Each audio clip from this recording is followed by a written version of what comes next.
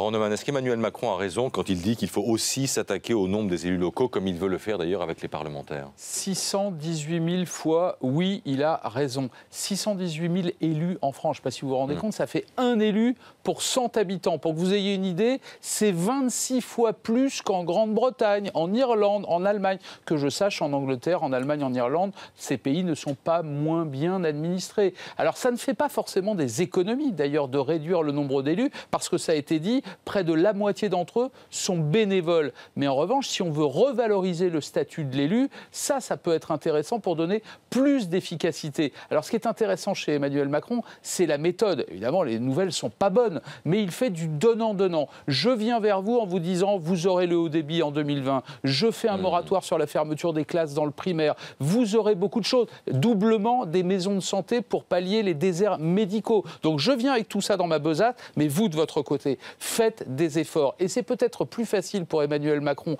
d'imposer ça. Pourquoi ? Parce qu'il n'a jamais été élu local. Il a briqué qu'un seul mandat, président de la République, et ça a marché du premier coup. Oui.